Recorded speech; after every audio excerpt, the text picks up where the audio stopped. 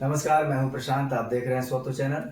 दिल्ली विधानसभा चुनाव आने वाला है और दिल्ली चुनाव शीतलहरी और ठंड का प्रकोप जारी है। इस बीच दिल्ली चुनाव को लेकर राजनीतिक सरगर्मी भी उतनी तेजी से बढ़ रही है। अरविंद केजरीवाल दिल्ली के पूर्व मुख्यमंत्री इस केंद्र बिंदु में है चुनाव के, और एक ओर भाजपा, दूसरी ओर अरविंद केजरीवाल की पार्टी आम आदमी पार्टी है। इस बीच कांग्रेस पार्टी जिसका दिल्ली पर एक तरह से कब्जा रहा था सत्ता में कई सालों तक लगातार, वो एक तरह से थर्ड प्लेयर की तरह हो गई है और उसमें भी राहुल गांधी की भूमिका और चर्चा कम हो गई है। अब इसको लेकर राहुल गांधी का क्या नया रुख है, इस पर आज की वीडियो में हम बात करेंगे। आज हमारे साथ हैं वरिष्ठ पत्रकार सत्यपाल सेठ जी। सर, बहुत बहुत स्वागत है आपका। दिल्ली चुनाव आमतौर पर एक विधानसभा का चुनाव होते हुए ही पूरे देश में इसकी चर्चा होती है, चूंकि राष्ट्रीय राजधानी क्षेत्र है। और कल तक इंडी गठबंधन में एक दूसरे का हाथ थामे आम आदमी पार्टी और कांग्रेस थी, और आज आमने सामने है। और अरविंद केजरीवाल के सामने कांग्रेस ने अपने बड़े नेता संदीप दीक्षित को उतार दिया है। ये मुकाबला चल रहा है। इस बीच एक घटना हुई है कि राहुल गांधी जो कल तक नरम थे, कम से कम अरविंद केजरीवाल के ऊपर नरम थे, आम आदमी पार्टी के ऊपर, चूंकि एक तरह से इंडिया अलायंस में लोग थे भी साथ में, और अब वियतनाम दौरे से लौटने के बाद उनके तेवर तल्ख हो गए हैं राहुल गांधी के। तो इस दिल्ली चुनाव में जो कांग्रेस है, क्या कांग्रेस एक तीसरा प्लेयर, तीसरी खिलाड़ी बनकर रह जाएगी? मेन मुकाबला भाजपा और आम आदमी पार्टी के बीच होगी, क्या होगा? हाँ, दरअसल देखिए, दिल्ली का जो चुनाव है विधानसभा का, कहने का विधानसभा का चुनाव है, लेकिन वो पूरे देश की राजनीति को वो कहीं ना कहीं प्रभावित कर रही है। कि इसकी वजह है कि जैसे जो इंडी गठबंधन बना, तो इंडी गठबंधन के एक पार्ट अरविंद केजरीवाल भी थे, और अरविंद केजरीवाल का एक प्रदेश से दूसरे प्रदेश में जीतकर सरकार बना लेना, अरविंद केजरीवाल ही उसमें एक ऐसे क्षेत्रीय दल से, मतलब नेशनल पार्टी के रूप में अपनी पहचान बनाने में सफल रहे हैं कि अब हम नेशनल पार्टी हो रहे हैं, हम एक से अधिक प्रदेशों में जीत रहे हैं, हमारा मत प्रतिशत इतना है। तो मजबूत दावेदार हैं, थोड़ा नैरेटिव बनाने में के जादूगर हैं अरविंद केजरीवाल। अपनी बात को कह लेते हैं और लोग समझ लेता है। तो इस कारण से जो दिल्ली का चुनाव है थोड़ा ज्यादा चर्चा में है, और कांग्रेस की उपस्थिति और अनुपस्थिति समझ में नहीं आ रही है। हालांकि अभी तक स्पष्ट नहीं हो पाई है। राहुल गांधी का जैसे अजय माकन के बयान पर जो बिफरे अरविंद केजरीवाल, तो प्रेस कॉन्फ्रेंस तय हो गया था कि अजय माकन प्रेस कॉन्फ्रेंस करके उसकी सफाई देंगे और अरविंद केजरीवाल को वो बिल्कुल नंगा करेंगे जी। तो समय तय हो गया, पत्रकारों को जानकारी दे दी गई, लेकिन अंतिम क्षण में राहुल गांधी ने मना कर दिया कि प्रेस कॉन्फ्रेंस को रद्द कर दिया जाए। राहुल गांधी की तब की पॉलिसी थी कि अगर हम मजबूती से लड़ते हैं तो नरेंद्र मोदी की स्थिति मजबूत हो जाएगी, भाजपा की स्थिति मजबूत हो जाएगी। अच्छा, चूंकि जो जैसे वहां कांग्रेस का जो वोट प्रतिशत था 2013 के हिसाब से आप माने तो कांग्रेस का वोट प्रतिशत 40% था वहां, जो 2020 के चुनाव में घटकर मात्र 5.5% रह गया। तो बहुत निराशाजनक उपस्थिति रही। और इस बार के चुनाव में कांग्रेस मजबूती से लड़ना चाह रही थी, मतलब उसके कार्यकर्ता, जो वहां का जो लोकल विंग था, वो चाह रहा था कि हम चूंकि सारा जो वोट है केजरीवाल के पास, वो आम आदमी पार्टी के पास चला आया। उस वोट कांग्रेस का जो वोट है वो आम आदमी के पास चला आया, और आम आदमी और जो केजरीवाल के बीच की जो लड़ाई है, वो राहुल गांधी को ऐसा लग रहा है कि इसमें कहीं भाजपा न निकल जाए। क्योंकि अच्छा, मतलब कांग्रेस और आम आदमी पार्टी में जो लड़ाई होगी, हाँ, तो उससे भाजपा को फायदा होगा। ये बात भाजपा, जैसे आम आदमी के पास जो वोट था वो दलित, मुस्लिम और झुग्गी का वोट था।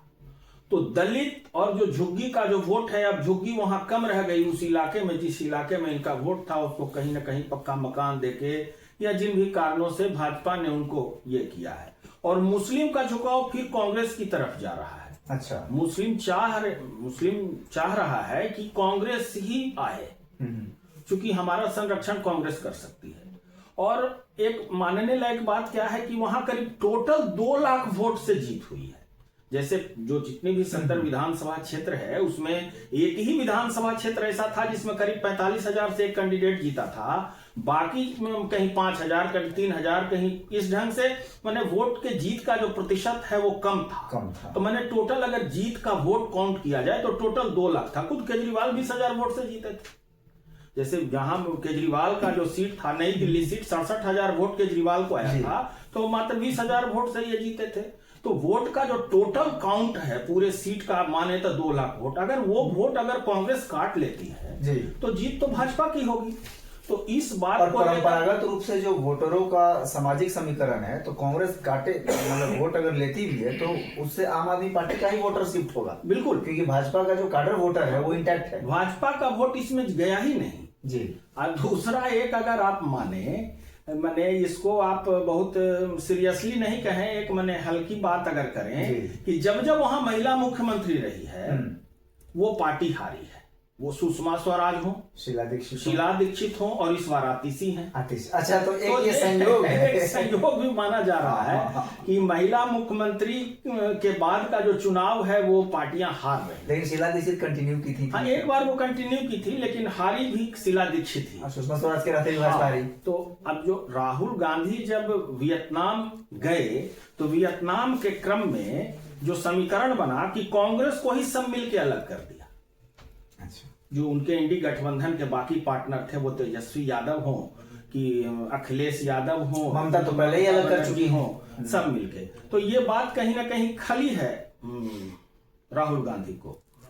तो जब वियतनाम से लौटे राहुल गांधी, चुनाव का समझिए कि 4 जनवरी से चुनाव में थोड़ी बहुत गति आई है, जब प्रधानमंत्री ने आपदा कहा इसको जी। और उसके बाद जब राहुल गांधी लौट के आए तो आने के बाद इनको जब इन सब बातों पर ये विचार करने के बाद ये हिट करना चाहे केजरीवाल को, हालांकि अभी उसको बहुत मजबूती से नहीं कहा जा सकता है, लेकिन इन्होंने कैंडिडेट सब जगह अच्छा दिया है कांग्रेस ने। जैसे कि आप नई दिल्ली से केजरीवाल के विरुद्ध ही देख लीजिए, संदीप दीक्षित हैं और भाजपा के भी मजबूत कैंडिडेट हैं जी। तो नई दिल्ली से भी वैसे ही है कैंडिडेट। दूसरा और भी आप जो मजबूत सीट है आपका, जैसे सिसोदिया का सीट है, तो सिसोदिया के खिलाफ भी जैसे पहले वो लड़े थे पड़पड़गंज से वो लड़े थे, तो उनका जगह उनकी बदल गई है, जंगपुरा से लड़ रहे हैं। तो उनके खिलाफ भी जो कैंडिडेट है वो कांग्रेस का भी मजबूत कैंडिडेट है, जो वहां का ये मेयर या कुछ रह चुका कैंडिडेट है। और दूसरा आतिशी के विरोध में भी जो लड़ रहा है कैंडिडेट, वो भी मजबूत कैंडिडेट है। आतिशी के विरोध में विधुड़ी लड़ रहे हैं और उसके बाद कांग्रेस से अलका लांबा लड़ रही है। तो जैसे कैंडिडेट जो इस बार है पार्टी का, वो दोनों का मजबूत कैंडिडेट है। जैसे भाजपा भी मजबूती से लड़ रही है, क्योंकि भाजपा के लिए भी इस बार की जो लड़ाई है वो मरो मारने जैसी है, क्योंकि भाई आप अगर इतने दिनों से वो करीबन 98 के बाद से सत्ता में नहीं आई है भाजपा, और इतना मजबूत स्थिति में भाजपा है, केंद्र में सरकार है, तीसरा टर्म सरकार और है, लोकसभा में नरेंद्र मोदी जैसे मजबूत प्रधानमंत्री हैं, बावजूद भाजपा को अगर वहां अरविंद केजरीवाल नहीं बनने दे रहे हैं तो ये भाजपा के लिए भी थोड़ा कहीं ना कहीं खलने जैसा है। सोचने वाली बात तो है उनके लिए। तो अब है कि राहुल गांधी और आपको ये अरविंद केजरीवाल आज भी एक दूसरे को डायरेक्ट हिट नहीं कर रहे हैं। अच्छा, ये मानने लायक बात है, मैंने इस पर ध्यान देने लायक बात है। इसीलिए कि भाजपा को लाभ नहीं हो। हाँ, भाजपा को लाभ नहीं हो, और कल को अगर सीट कम आता है तो हम लोग मिल सके। हाँ। आज भले ये कह रहे हैं कि ये तो बताओ कि तुम मेरे कौन हो, हाँ। लेकिन इतना ही रख रहे हैं, आगे चाह रहे हैं कल अगर वो सीट कम आ गया तो वो चाह रहे हैं कि कल हम हाथ मिलाने की बारी आ जाए तो फिर हाथ हम लोग मिला ले। तो तुम मेरे यार हो। हाँ, हम तुम्हारे बिना रह नहीं सकते हाँ। तो ये स्थिति पर कांग्रेस और आम आदमी पार्टी चल रही है। तो ये जो मुकाबला है दिल्ली विधानसभा का, कहीं त्रिकोणीय होने का तो खतरा नहीं है, क्योंकि 3 जगह वोट बटेगा। त्रिकोणीय लड़ाई तो है, मतलब भाजपा तो एक तरफ अकेले खड़ी है। अच्छा। अब वोट कितना बंटता है कांग्रेस और आम आदमी पार्टी में, हाँ, ये मायने रख रहा है कि आम आदमी पार्टी का वोट कितना कांग्रेस काट पाती है। आम आदमी पार्टी वहां मजबूत स्थिति में पहले रही है, और दूसरा एक शराब नीति घोटाला, हाँ, ये इम्पैक्ट है। दूसरा शीश महल, हाँ, शीश महल। तो अब ये राहुल गांधी ने न शीश महल का मुद्दा उठाया है, ये तो भाजपा ने उठाया। न शराब नीति घोटाला का मुद्दा उठाया है। राहुल गांधी सिर्फ ये बोल रहे हैं कि पेरिस बना देंगे ऐसा बोलते थे, लेकिन तो बनाए जो मेन मुद्दा है जो बिल्कुल हिट करने वाला है वो उठा नहीं रहे हैं। तो कहीं ना कहीं वो स्पेस दे रहे हैं केजरीवाल को, लेकिन वहां का जो लोकल धड़ा है दिल्ली का, वो चाह रहा है कि हम हिट करें, हमारा मनोबल कम हो जाएगा इससे। तो राहुल गांधी 18 तारीख को बिहार भी आ रहे हैं और आज उनकी पार्टी के नए कार्यालय का उद्घाटन भी हुआ है। तो आज राहुल गांधी नेता के ड्रेस में वहां गए हैं। अच्छा, आमतौर पर वो टी-शर्ट पहन लेते हैं, टी-शर्ट पैंट पहन रहे थे, तो आज कुर्ता पैजामा पहन के गए हैं नए कार्यालय के उद्घाटन में। अब देखिए उसके बाद चुनाव का क्या गुल खिलता है। तो मैंने ये प्री वियतनाम अब पोस्ट वियतनाम उनके ये कितना तेवर में अंतर आ गया, तेवर में जो अंतर आया है वो कितना आगे रंग लाता है। देखिए चुनाव दरअसल ये पूरा जनवरी ऐसे ही चलेगा, जीत जाए। चुनाव रंग में आएगा फरवरी 5 फरवरी को चुनाव है।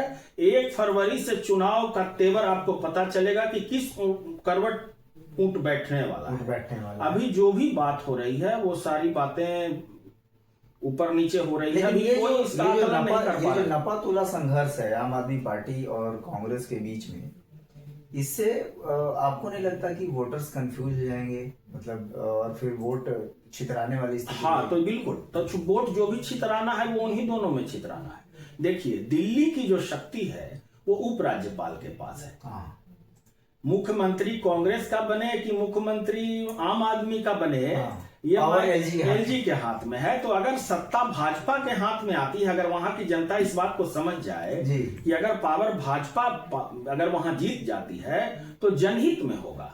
अच्छा, क्योंकि उपराज्यपाल भी सत्ताधारी दल का ही प्राय है और सरकार भी भाजपा की होगी, तो निश्चित रूप से वहां की जनता को जरूर लाभ होगा। जो सेंटर स्टेट का संघर्ष चलता है फिर वो खत्म हो जाएगा। डबल इंजन जो नया टर्मिनोलॉजी चला है, तो डबल इंजन की सरकार होगी तो वहां के जनता के हित में होगा। हम लोग किसी पार्टी के पक्ष में नहीं बोल रहे हैं, लेकिन जो जनता के हित में काम होता है, निश्चित रूप से जहां भी पूरी सरकार नहीं है, जैसे उपराज्यपाल जहां भी है यहाँ है। देखिए अभी जम्मू कश्मीर में आप देखें कि उमर अब्दुल्ला की केमिस्ट्री प्रधानमंत्री के साथ कितनी चर्चा में रही और उन्होंने कितने कसीदे पढ़े। क्योंकि बिना चुनाव के माने बिना तालमेल के दिल की दूरी और दिल्ली की दूरी दोनों घटानी होती है जी। तो उसी ढंग से अगर दिल्ली में अगर दूरी घटती है, अगर एक दल की सरकार होती है, तो निश्चित रूप से वहां की जनता की जो योजनाएं हैं, जैसे यमुना को साफ करना हो, गली नाली जो भी परेशानी है वहां की, बिजली की जो परेशानी है, या फिर जो झुग्गी झोपड़ी की बजाय जो महल मिल रहा है उन लोग को, अभी प्रधानमंत्री ने एक फ्लैट बना के दिया गया है, सुविधाजनक फ्लैट दिया गया है, तो इसको वहां की जनता अगर समझ पाती है। हालांकि दलित वोट छिटक गया है केजरीवाल। अच्छा, अभी की जो स्थिति है वो दलित वोट उनके साथ नहीं है। मुस्लिम वोट भी करीब करीब नाराज है, होगा ना, वो मुस्लिम नाराज है आम आदमी पार्टी से कई मुद्दों पर। चूंकि अब ये बोल दिए हैं पुजारियों को हम देंगे भत्ता, मानदेय देंगे, पहले मौलानाओं को भी 17-18 महीने से बकाया है। तो ये घोषणा तो करते हैं लेकिन ये बदल जाते हैं। दूसरा, अरविंद केजरीवाल की जो छवि थी वो आम आदमी की छवि थी। और जो शीश महल वाली बात आ गई की छवि और शराब वाला जो घोटाला है, इनके कई मंत्री जेल जा चुके, तब इनकी स्वच्छ छवि नहीं रही है। ईमानदारी का जो बस वही एक इनका जो इनकी पूंजी थी ईमानदारी, जो नहीं रह सकी। जनता अब बिल्कुल इससे नाराज है वहां की, और ये 2 वोट इनसे छिटक गया है, मुस्लिम और दलित। अब है कि दलित वोट किधर शिफ्ट होता है। दलित अगर भाजपा के साथ दलित वोट होता है, क्योंकि वहां दलित वोट मुस्लिम से ज्यादा है, तो इसलिए केजरीवाल प्रयास तो बहुत किए अंबेडकर के नाम पर वोट को अपनी ओर करने का, लेकिन हो नहीं पाया अभी तक के माहौल में। मतलब जनवरी, आज हम लोग 15 जनवरी को बात कर रहे हैं, अभी की स्थिति में मुस्लिम और दलित वोट उनके साथ नहीं है। अब ब्राह्मण वोट निश्चित रूप से भाजपा के साथ है, और ब्राह्मण वहां 10 से 11% है, तो ब्राह्मण वोट इंटैक्ट है भाजपा के साथ। अब बाकी देखिए वोट का प्रतिशत क्या होता है। तो दिल्ली विधानसभा चुनाव में जैसा कि सत्यपाल श्रेष्ठ जी ने कहा कि अभी जनवरी भर तो ये कंफ्यूजन का माहौल चलेगा। 5 फरवरी को चुनाव है, तो 1 फरवरी से चुनाव का असली रंग और सबसे तेज रंग दिखने लगेगा। और दिल्ली विधानसभा चुनाव और देश दुनिया की अन्य खबरों के लिए और उस पर जुड़े विश्लेषण के लिए बने रहिए हमारे साथ। नमस्कार।